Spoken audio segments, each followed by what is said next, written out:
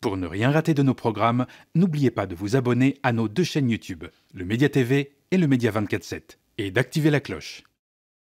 Après la focalisation sur la guerre contre l'Iran, la bande de Gaza a regagné un peu d'attention, notamment en raison des massacres autour des sites de distribution de la Fondation humanitaire pour Gaza, GHF.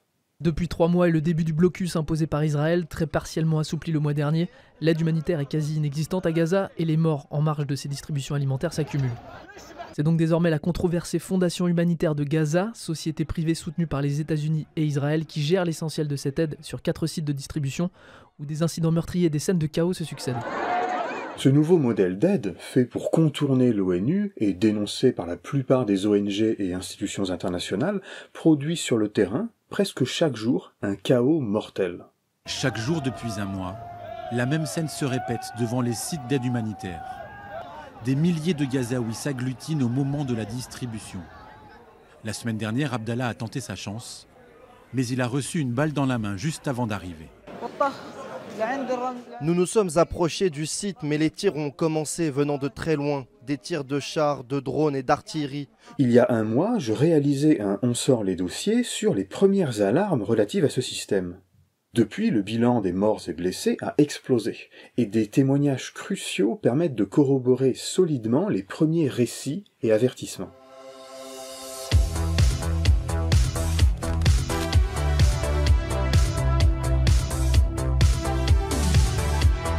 Désormais, les communiqués du ministère de la Santé de Gaza précisent le nombre de morts liés à la distribution d'aide.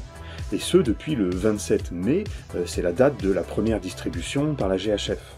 Ce visuel détaille bien les tirs à proximité des sites de la GHF, 408 morts au 28 juin, et les tueries sur le parcours des camions humanitaires en général, 175 morts. Et on compte en tout plus de 4000 blessés. Et avec cette semaine, on dépasse largement les 600 morts. Rien que jeudi, 38 personnes qui attendaient de l'aide alimentaire ont été tuées. Ces points de distribution se font toujours dans le chaos, surtout à l'arrivée des camions. Nous recevons alors un grand nombre de blessés, victimes de tirs directs, dont l'origine est souvent inconnue, mais aussi d'écrasement par des camions ou de mouvements de foule. Médecins sans frontières indique que cela se repère les jours où affluent dans les différents centres médicaux une très grande proportion de gens blessés ou tués par balles, ce qui tranche avec le quotidien des morts ou blessés par explosion. Le son des armes à feu et une foule de Palestiniens tentant de fuir le chaos. L'auteur de ces vidéos affirme qu'elles ont été tournées lors de distribution de nourriture dans la bande de Gaza. Un nouveau système de distribution organisé par Israël et les États-Unis est confié à des sociétés militaires privées. Chaque jour, autour des 4 points de collecte, la cohue pour récupérer quelques cartons de rationnement.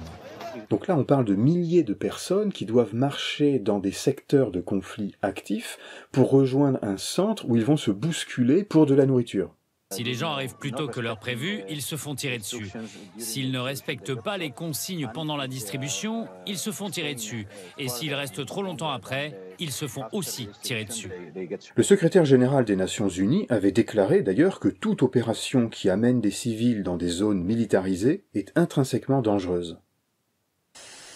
La semaine dernière, un important article a été publié par Haaretz prouvant que les tirs contre les foules affamées sont encouragés par la hiérarchie. Le journal israélien a pu recueillir les témoignages anonymes de soldats et d'officiers de Tsahal ayant participé ou assisté à des opérations de maintien de l'ordre, soit autour des sites de la GHF, soit au passage des convois de camions sur les routes. Les soldats ont reçu l'ordre de tirer pour disperser et éloigner les foules. Les consignes pour la population sont obscures, il faut passer par des zones de conflit. Le moindre geste peut être interprété comme hostile. Les soldats effectuent des tirs de sommation pour ralentir ou interdire le passage.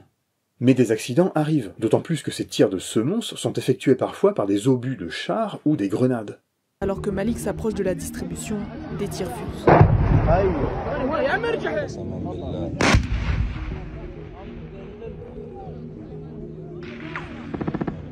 L'article distingue bien plusieurs cas. Les tirs de sommation faits pour interdire de passer, les mêmes tirs de sommation qui tuent ou blessent accidentellement, et quelques cas où l'ordre est explicitement donné de tirer sur les gens. En gros, les commandants ne disent pas tuez-en le plus possible, mais canalisez-les par tous les moyens, quitte à faire des exemples, et ne craignez pas de faire des bavures. D'après l'analyse audio du Monde, les tirs, qui balaient la foule, proviennent du sud-ouest, un endroit tenu par l'armée israélienne. Et alors par désespoir ou incompréhension, les foules recommencent à avancer dès que les tirs cessent. Les soldats israéliens comparent ça au jeu 1, 2, 3 soleil. On ne sait pas exactement combien de personnes sont mortes ce jour-là. Mais le lendemain, au même endroit, la scène s'est répétée et a fait des dizaines de morts. Cette vidéo authentifiée par Le Monde montre des cadavres proches du centre de distribution. Des soldats disent qu'ils tiraient parce qu'ils avaient reçu des ordres disant que les civils représentaient une menace, alors qu'ils voyaient bien que c'était pas du tout le cas. Les demandeurs d'aide sont tout simplement traités comme une force hostile. Un officier senior de réserve livre son interprétation. Ma plus grande peur est que ces souffrances infligées aux civils ne soient pas le résultat d'une nécessité opérationnelle ou de manque de discernement, mais plutôt le produit d'une idéologie des commandants qu'ils transmettent aux troupes au plan opérationnel. On nous dit constamment qu'il n'y a pas de non-combattants à Gaza, et apparemment ce message infuse parmi les troupes. Bien entendu, l'armée sert aux journalistes la langue de bois habituelle. Ce sont des perturbateurs du Hamas, ces témoignages sont faux, une enquête interne a été lancée, on va revoir les règles d'engagement. C'est le Hamas qui tire sur les Gazaouis qui veulent aller prendre l'aide humanitaire. En aucun cas, il y a des tirs délibérés de Tsahal vers des civils palestiniens et évidemment pas dans les centres de distribution de nourriture. Qu'il y ait maintenant des tirs de protection des forces face à des gens qui veulent attaquer les soldats de Tsahal, nous sommes dans une zone de combat. Our troops diligently issued warning shots. And as some of the suspects continued, despite these warning shots, advancing towards the troops in a threatening manner, further fire was directed near these specific individuals. Alors pour bien comprendre, les centres de la Fondation humanitaire pour Gaza sont surveillés par 3 couches. D'abord, des mercenaires américains sur site. Ce sont des images rares. Un centre de distribution filmé en cachette par l'un des membres chargés de la sécurité. La scène est chaotique. Dans un étroit couloir entouré de grillages, des Gazaouis se bousculent pour accéder à des cartons de nourriture. Des grenades assourdissantes sont lancées au milieu. À quelques centaines de mètres, l'armée israélienne, puis des contrôleurs palestiniens, qui sont parfois armés et affiliés à la milice Abu Shabab, qui a la bénédiction de l'occupant et qui semble, apparemment selon des sources militaires, faire également feu. Car en effet, Israël revendique de soutenir ces mafias locales pour concurrencer le Hamas. Et pourtant, ces milices, on le sait, se livrent au pillage organisé des convois humanitaires. Pendant le temps où j'étais, donc fin 2024, début 2025, les pillages qui ont eu lieu, et je les documente, il y a un chapitre qui s'appelle « Les vautours », sont le fait de gangs mafieux qui sont liés ouvertement à l'armée israélienne. Et l'armée israélienne utilise ces pillages pour se créer des relais dans le crime organisé à Gaza.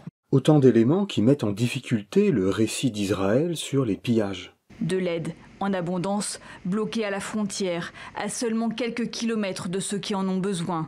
Israël le justifie par la crainte d'un détournement. Nous ne voulons pas que le Hamas utilise l'aide humanitaire comme un atout économique pour renforcer sa machine de guerre, mais nous voulons qu'elle soit directement distribuée à la population de Gaza.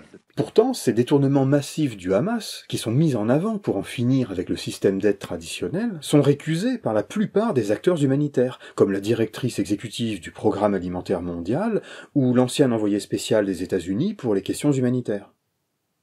La famine ou les balles. Dans une tribune, plus de 200 organisations non gouvernementales dénoncent le programme de distribution de l'aide dans la bande de Gaza, mis en place par le gouvernement israélien avec les États-Unis, depuis que les ONG et les organisations internationales n'ont plus accès aux populations. Les mêmes demandes étaient faites le 23 juin par 15 ONG de défense des droits humains.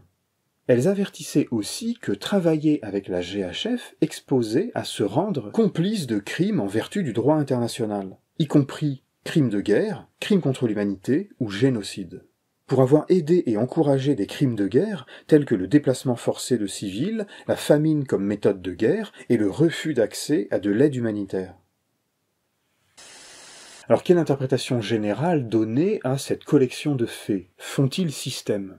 La GHF, créée pour contourner l'ONU, est-elle une pièce dans le grand plan de prise de contrôle administratif total par l'occupant et de déplacement forcé des Palestiniens? Bon, comme on avait vu dans le On sort les dossiers sur le sujet, 3 des 4 centres étant situés dans le sud, le programme accompagnait très bien le projet de déplacer la population vers le sud, pour plus tard éventuellement le pousser à quitter le pays. Par ailleurs, le contrôle cynique par Israël de l'accès à la nourriture ou à l'électricité pour décider du sort des Palestiniens ne date pas juste de l'après 7 octobre 2023. Mais si le plan est de faire fuir le plus possible de Gazaouis par la guerre, le chaos et les privations diverses, le comble du cynisme sera de présenter ces transferts forcés de population comme une solution humanitaire pour aider les Gazaouis à sortir de l'enfer de Gaza. En tout cas, le président de la GHF, Johnny Moore, un évangélique chrétien lié à Trump, est dans le déni total et a assuré que son organisation poursuivrait son travail même si un cessez-le-feu était conclu. De son côté, samedi dernier, la France s'est dite prête à concourir à la sécurité des distributions alimentaires à Gaza, sans plus de précision. L'humanitaire, cette organisation, n'en a que le nom. Donc c'est vraiment un simulacre. Ils sont soutenus par Israël et les États-Unis. Or, de proposer de renforcer la protection de ces centres surveillants, c'est vraiment indigne et irresponsable. Notre ministre des Affaires étrangères, quant à lui, s'est dit en colère. Je veux exprimer C'est le Hamas ma colère. Bref, je sais pas comment on dit en hébreu, l'IGPN a été saisi, mais niveau immobilisme, c'est vraiment ça l'idée. Et quant à nous, c'était le dernier On sort les dossiers de la saison. Merci d'avoir suivi. Restez sur le média, et moi je vais me prendre quelques vacances.